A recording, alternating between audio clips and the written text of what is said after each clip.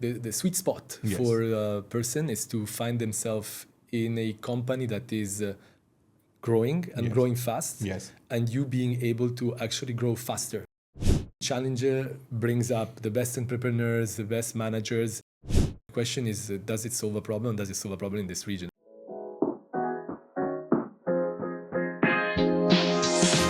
Today's story is a bit personal to me because the leader I'm talking to represents a company that I've been a part of, Mumzworld. I'm delighted to be speaking to the CEO, Massi, today. Welcome to the show, Massi. It's a pleasure to meet you. Thank you, Dharmendra, for having me. Pleasure myself. I've been looking forward to this conversation because this is kind of personal. I've been rooting for Mumzworld ever since I've been in Dubai. And how's it going initially? I mean, welcome to Dubai. You've been here for a while, though. Thanks. But how are you finding it? So yeah, I've been came back to Dubai in 2024, actually September to be precise. Lovely. I was here for quite a while, throughout 2015 to 2020 more or less. Right. But initially I would say based here, but working in another region in Africa, really, particularly Nigeria, and now here and working in the region. So very happy to be here back. Lovely, Yes. It's great to have you back, Habibi, as they say. I think most of our listeners want to understand the person who's the leader now, right? And you have a very inspiring story, right? From coming from Italy, but working in Africa and now in the Middle East. We want to learn more about the professional journey, but before that, maybe something about the personal side of things. Maybe if you want to share something about your childhood days, where you grew up, and what is your schooling like? And let me give it a try, right? So look, I was born not far from Milan, in one of the small towns around Milan. Lovely. Famous for its Formula One track. So once a year it gets very busy and very crowded and very international, I would say. Yeah. Which probably pushed me to say, hey, I want to see more about the world beyond this small town where I come from.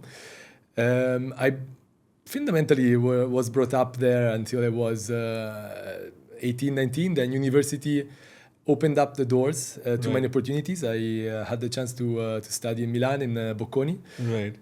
During that time, I started to travel quite a lot. So I studied first I studied in France at ESSEC, Right. where I did an exchange program. Right. I ended up then doing the first time in China for a month for a campus abroad. Right. That really inspired me. So after that campus abroad, I decided to go on with my studies there. So I did a double degree in Shanghai and Milan in international management. Right. 1 year there and 1 year in Italy.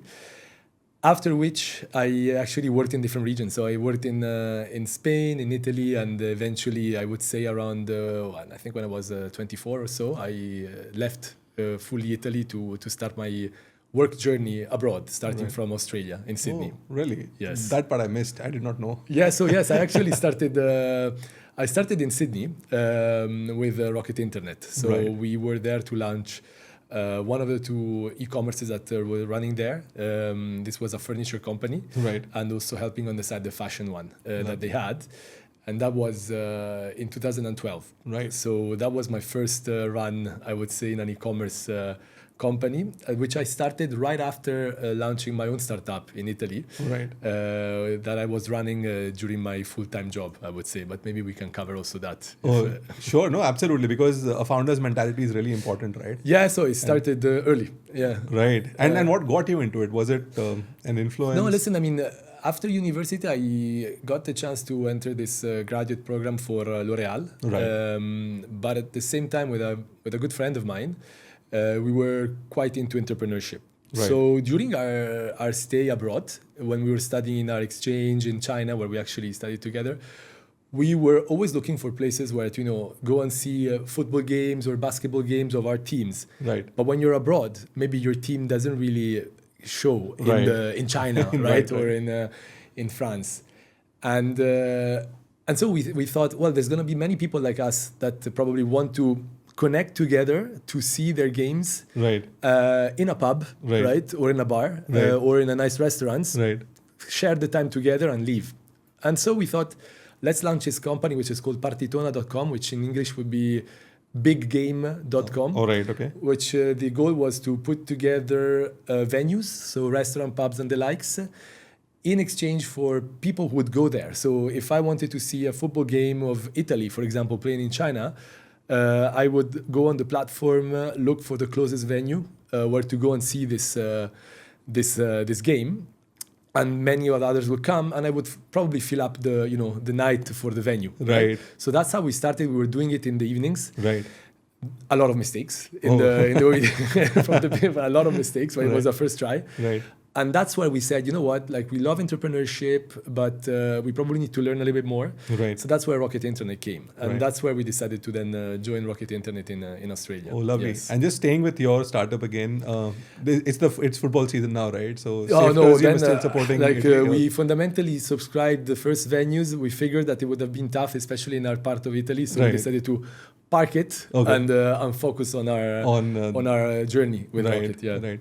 But with the current World Cup, you think... Italy is not playing since 12 years. Yeah. So who are you rooting for? For now, let me put it this way. I will be rooting for the sport. Yes. Yes. Nice. So everyone's a winner, right? So yes, exactly. So go for the game, not for the team, unfortunately, and waiting for the next one. Right. I think more out of personal, interest, I was trying to figure out a term that I could coin for you, right? And what came to my mind was frontier markets, because you've been at the right time in the right markets, right? In that sense, so Australia and then the switch to Africa. That's a big shift, right? What made that come, and what was your mindset at that time? Listen, so when I was in Australia, I really enjoyed my time. We were having the opportunity to work in this company that was a start-up, scale-up, fast companies with great people around you, so a lot to learn. Right. And well-financed, right? So the second opportunity came to actually launch in Africa, particularly starting from Nigeria. Right. I've never been in Africa before, but I figured that would have been like a nice opportunity to go for. So I packed my bags and I went there. All right. Was one of the first 6-7 employees of the company, working with the founders. Right. And I had the chance to follow it from the very beginning until the IPO, and then eventually another 4 years or so in the biggest market. Which Lovely. It was an first African company to be listed in NYSE. In 2019, it became the first African internet company to be listed in the New York Stock Exchange for a valuation over 1 billion. So the first unicorn, Lovely. Listed there. Well, it was congratulations, well done. I think it was a very good achievement that we reached. As I always say to also my teams before and now, it's a milestone, but it's not the end. So it's actually the new start, right? I think it was amazing because it showed that you can scale companies in a continent which is difficult, not a continent which is challenging, right? But usually challenger brings up the best entrepreneurs, the best managers, because you're able to make things happen in an environment which is maybe a little bit difficult than others, right? And then maybe being able to list it in New York means being able to run a company in a complex market, but at the standard levels and the compliance level of a company that can be listed there. Right. So ticking those two boxes while reaching the $1 billion valuation was a good mark, I would say. Lovely. Yes. And I think what really inspires me is that you were one of the first founding members, right? 6-7 people to actually rising to be the CEO.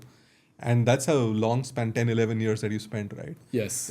How did you kind of catch up with this? Because the organization always tends to outgrow people, or people outgrow the organization. Right? It's very good point. Essentially, but that's a luck, right? So you want to be, what I also say, the sweet spot for a person is to find themselves in a company that is growing and growing fast. Yes. And you being able to actually grow faster than the company. Yes. Right?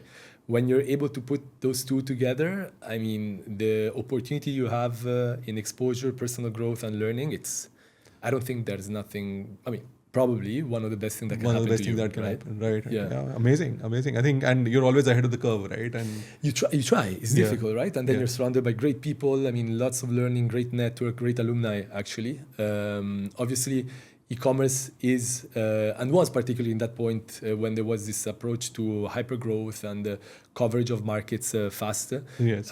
Great place where to move faster. Right. After the listing, the focus market changed, as we all know. Yes. Focus became fully from growth to profitability. Right. Mindset completely different, and even again a more learning because you want to really prove that the business model you built makes sense. Right. Any key learnings there? Because that's a question that comes very often to us, saying, the 0 to 1 journey is a very different mindset. And then that 1 to 10 is very different. So how did you cope, and any key learnings from those times? I think, first, the markets, as much as they're similar, they're different. So imagine we launched in Nigeria in 2012. And by 2016, if I'm not wrong, we were present in 17 markets. Wow. So in 4 years' time, we expanded in 17 markets. And meanwhile, we had 6 different business models. So it was e-commerce, it was on-demand, it was payment, it was hotels and bookings online, taxis.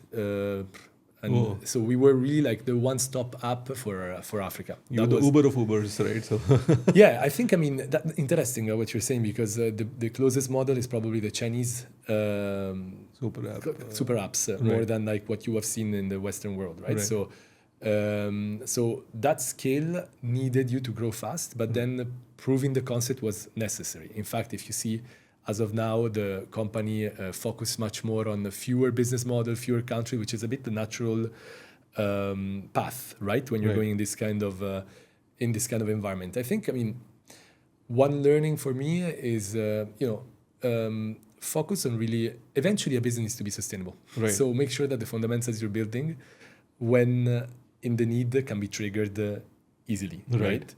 And that was something that I bring also now to my current setup, right? Lovely. I was happy to see that in Nigeria, for example, we were able to grow, scale, eventually turn profitable, thanks to those kind of fundamentals. Right.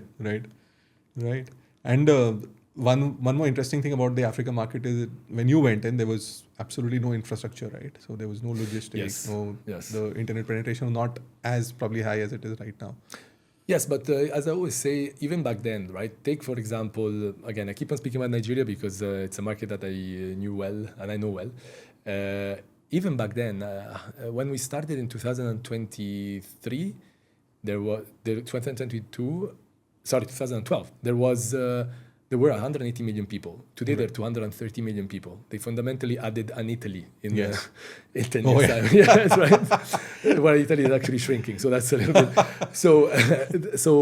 And roughly 40% of the population had a mobile phone, and the ones with data was significant. So yes, no setup, but the market was huge already, right? And growing super fast. Right. Amazing. And so now you've transitioned from, being with a very large organization, which is across multiple categories. Yeah. But now now in a very niche space, right? What I like about the GCC, it's a very niche space where within a niche, you can still build a niche. Yeah. And which is what Mumzworld is all about, right? We're very specific to a particular product category and a customer. Yes. So, fundamentally, let me put it this way. When I was working in the previous company, like an horizontal e-commerce, there were certain things that we were not really able to do, but not because we were incapable of, but simply because the brand wouldn't actually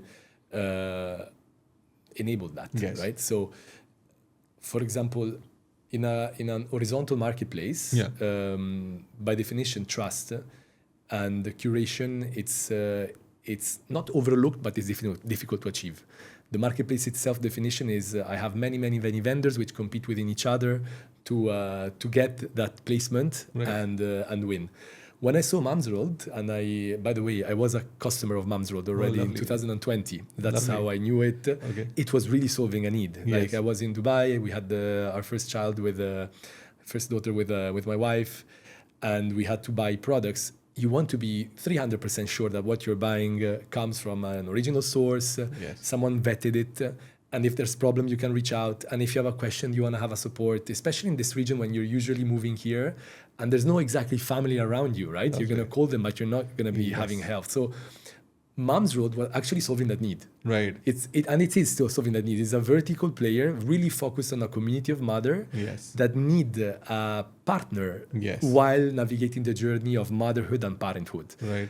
And that resonated very well to me. So I figured, look, the e-commerce is strong. The brand is very strong. It's in a path of growth, in expanding mode in Saudi, UAE already, Saudi, big, thanks to also our owners, Tamer Group, and expanding in other GCC. let's keep on going this beautiful growth started by the founders before me. Right. No, I think, and that's exactly what appealed to me also when I was moving from Flipkart to Mumzworld. The entire niche on, actually serving a need for a mom and a young parent, I think, and through a community, I think that was unique, and it still continues to be a very big part of the organization. I keep looking at these coffee mornings that you do, and they're so sought after, right? So everyone, it's more from a word of mouth perspective also really helps. Yes, and it still continues. So kudos to you to continue. And thank you for you for setting the ground before I joined, because I did very little, honestly, but it was the founders. I think they did a fantastic job with building it. I agree on that. And I think. Coming to the trajectory now, right? With you have the backing of a very large Saudi company, Tamir Group, and what's that like? And what is the objectives that you're trying to largely go after? Is Saudi one big story, or are you looking Saudi at is the big story. Right. Saudi is a market that we are there. We are big, and we want to grow even more. And there's a big opportunity.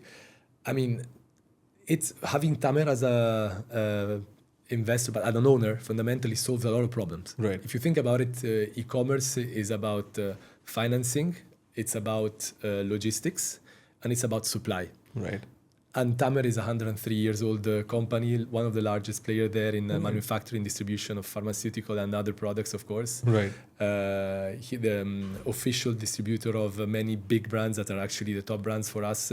Right. So it's a really no-brainer. We are very complementary on the supply side, on the enabling part of the journey. Right. That allows us to then focus on what counts. Right. Amazing. And out of just out of curiosity, what does it look like for the next 5 years? What would be key areas that are focused for you at Mumzworld? How are you working on those? Yeah, so I think, as you said, the beauty of Mumzworld is that it's very focused on a niche of customers, which are mothers and parents that have a need of 4 things. Right. Trust, curation, support, and convenience.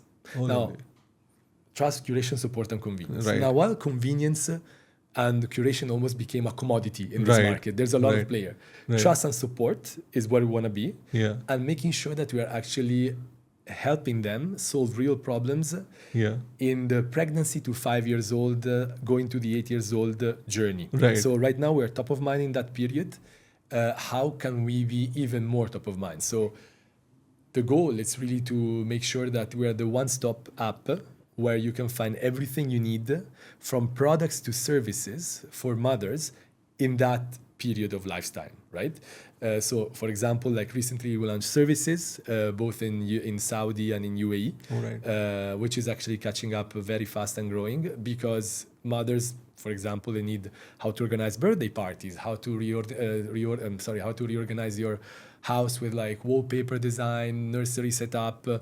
How do you get like a babysitter if you want to go out for a date night with your husband or wife, and all these services that you can now find on Mumzworld at the same level of trust and support that we built for now 15 years with the brand itself, right? Wonderful. And we want to do more of that. Oh, wonderful. This is great, right? So I think completely getting a share of the mind space from the customer. Yes. At the same time, solving a key problem for them, right?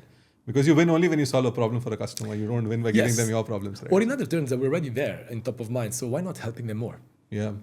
Amazing. That's great. I think this is a new learning for me. And yes, so we actually, there's been the services part. There's been how to deliver faster. Of course, now we're in a region where like fast delivery is essential. Yes. So we launched Mums Now, which allows to get products now in 2 hours delivery time.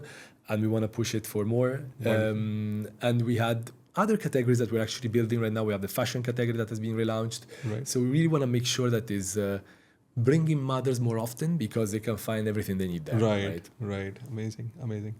My favorite topic now, the AI question, right? Yes. How are you seeing that converge with whatever you're doing? Because you've been very solid on your foundation of tech. Yes. From both demand generation and supply perspective. Yes. And now with AI coming and streamlining all of this, what are key themes that you're working on? So, a couple of things, right? So the first thing, what I'm seeing a big opportunity, let's split the topic in 2 parts, right? On one side is purely like how can AI help us move faster with our staff our teams, right? And the second one is, can really AI replace some of the softwares and tools we have? Starting from the latter, it looks like it's a yes, right? We've been having historically, like I guess many e-commerce have, some sort of software as a service tools, which I would say, get as off the shelf, right? Or you develop internally, which now can be replicated. I'm not saying the whole thing. Let's not be naive, right? Yes. It's impossible. Stack is extremely important, but there are some pieces of the stack, especially where you're actually using outsourcing, that you can do much faster internally, right?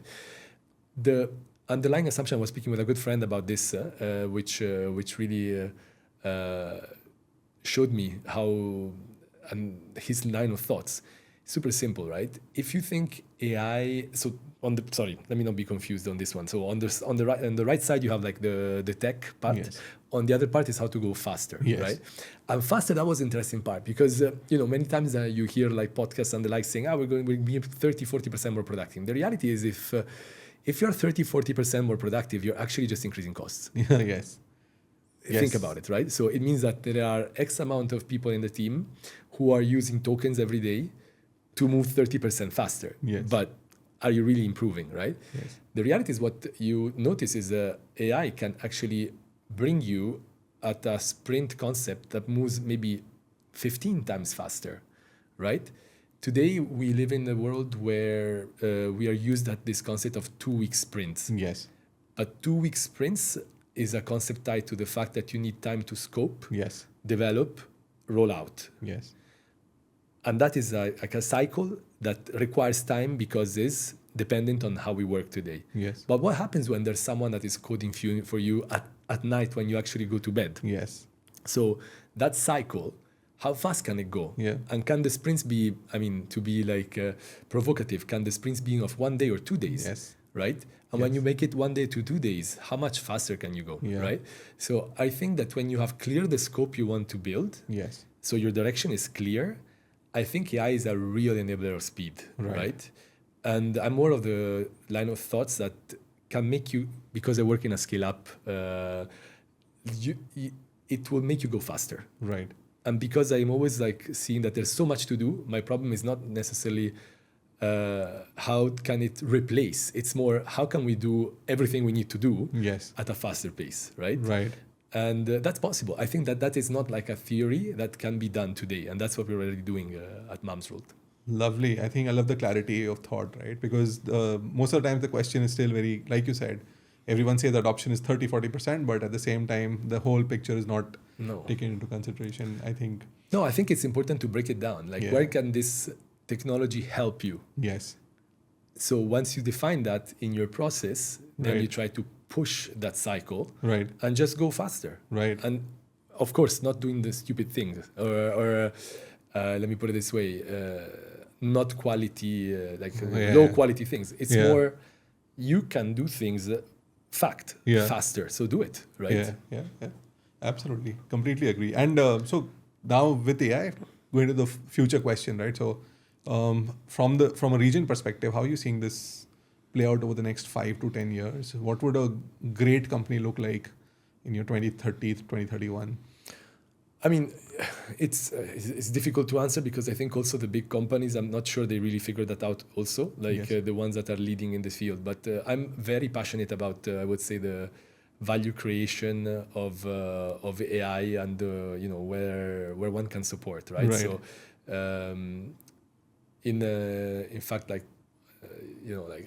before joining Mumzworld, I actually launched and founded a company, Jada Squad, which focused on AI as a service fundamentally. So helping companies transform into AI, right? But that is something on which the is side. What Find us, right? Which is what we do. Right? Exactly. Right. So in a different, I think a different way, but sure.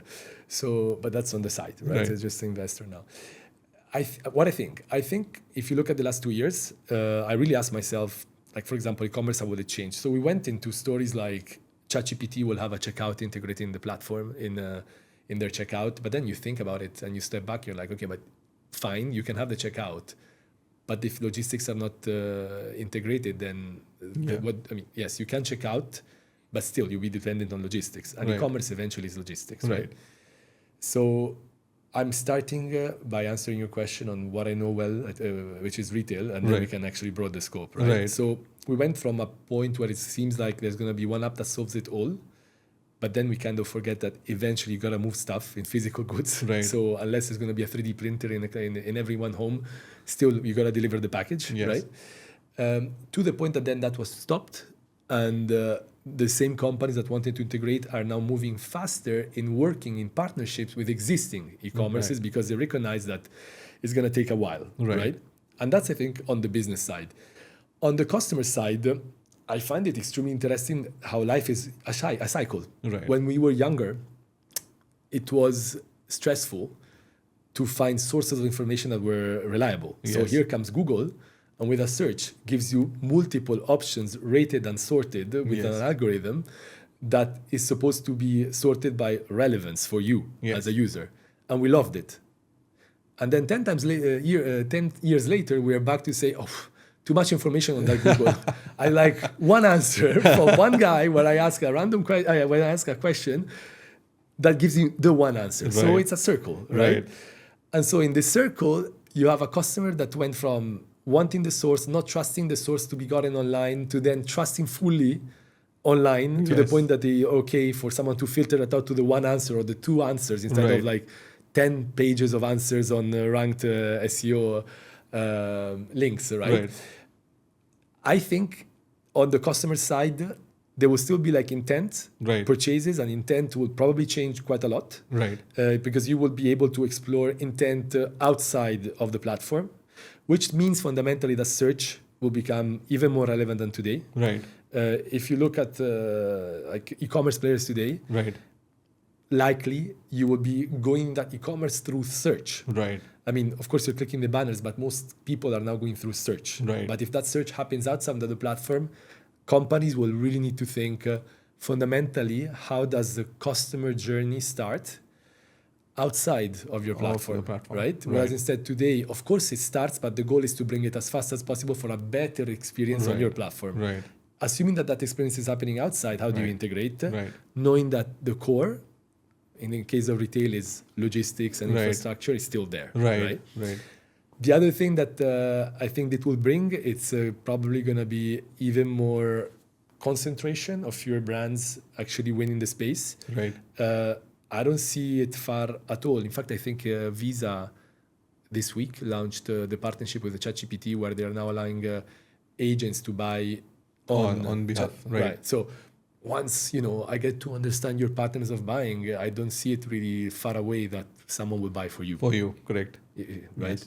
If everyone is looking for personal shoppers that they pay. So when you have it for free.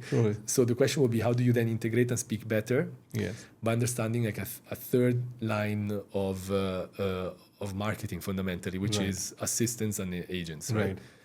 Broader speaking, I think the entry point of discovery will, I think, probably change way more. We already saw it with Alexa. We're seeing now with all these vocal inputs. So how much will screen and image be driving purchase versus discovery through an entry point that is similar? That's going to be probably what companies will need to adapt the fastest on, right? Having said this, I think that then on the building side, AI, once again, for the years to come, will probably be a speed up tool that allows you to answer the question we asked ourselves in a faster way to solve the problem. Right. But it's going to be interesting years ahead. Like shaking the businesses and business sectors model altogether. Yeah, absolutely. No, I think I'm just going back to 2 points you mentioned, right? One about logistics and the second about 3D printers, right? Yes. But just got me thinking, and now there's this entire thing about logistics moving to drone deliveries and things like those, right? So you see that coming very soon, or you think that's still... Even if it's going to be... I don't know. The answer is I don't know. I heard this thing of drones for the last 10 years. Funny enough, actually, there was a pilot we did with my previous company in Ghana, where we're actually delivering with drones in remote areas in Ghana, right? So if it solves a problem, yes, right? The question is, does it solve a problem? Does it solve a problem in this region? I mean, we live in a region where with the current logistics setup, you can deliver in 8 minutes, 10 minutes. Will the drone dramatically be faster? Probably the drone will help in areas that are not covered so well by logistics, but I see it as another tool, right? Right. With a lot of compliance complexity, I would guess. Yeah, absolutely. But I think we both agree it's exciting times to be alive and in this business, right? There's a lot to learn. If you keep your mind open, there's a lot to absorb. Yes. Well, wonderful. I think on that note, this is a great conversation on the business side of things. With some bit of fun that we want to have. Our quintessential rapid fire round. Let's try. So, and now that the football question is out, is Formula One a good question to take? Actually, yes. Right now, with Kimi winning them all, it's a proud. But topic. Kimi winning for Mercedes but he's Italian, so we can let's get the pilot. So Ferrari or Kimi? Yeah, tough. Ferrari is Ferrari. Yes. I love this answer. Ferrari is Ferrari. Yes. Amazing. So Lagos, Dubai, or Monza? It's right now tough to answer. Everyone has like a very good balance, I would say, right? Historically, I consider all of them my hometowns, I would say. Lagos really became a hometown to me. Dubai is absolutely a hometown. Nice. I would put also like Riyadh. I spend a lot of time there. Yes. There, like once you travel for business, again, 17 countries in 3 years, you tend to find your equilibrium in different locations in different times, right? So you get the best of the three, I would say. Amazing global citizen there, right? So by force. Is there any brand that you really look up to from the way it's been built, grounds up, etc.? Is there something that you really look up to? Recently, I've been deep diving a model that I really liked in the US actually, Chewy.com, which is a platform that fundamentally serves pet owners. Right. So why did I look at it? Because if you think about it, a pet owner is acts similarly than a parent, right? You're buying for someone else. Right. That doesn't speak.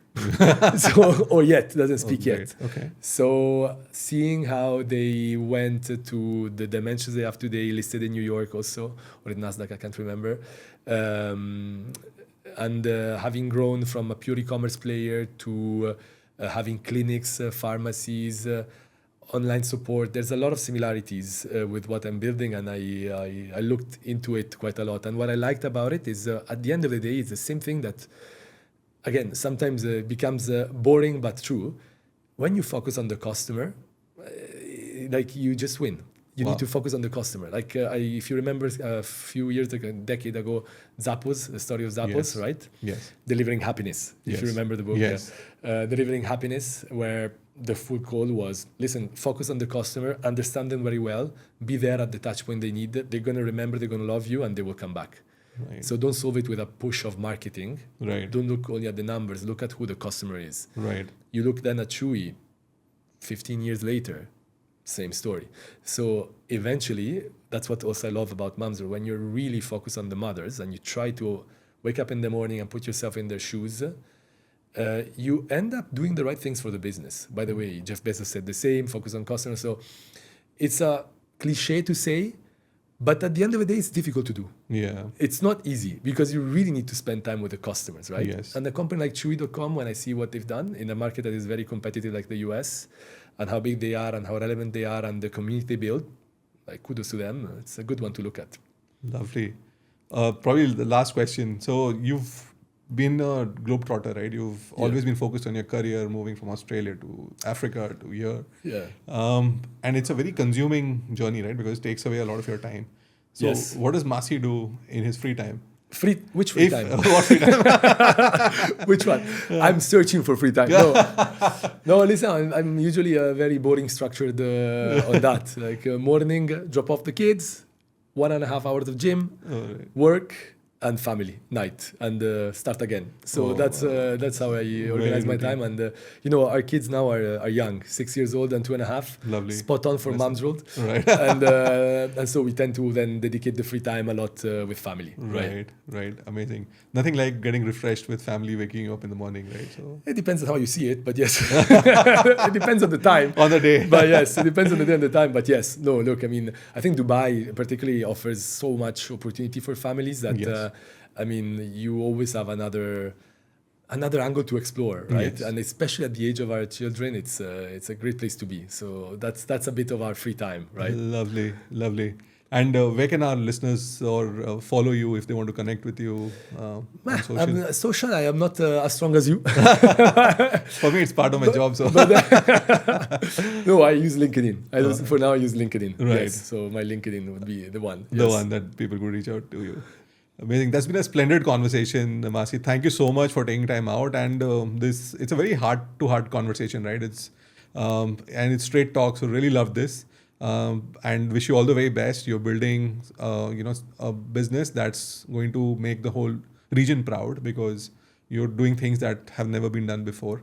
Really love this entire conversation about solving for the customer, and completely will be rooting for you from the outside. And anything that Find can do to help you, we're always there. Thank you. And so is the Retail Remix community, right? So we'd love for you to be a part of it, and we'll keep continuing the conversation.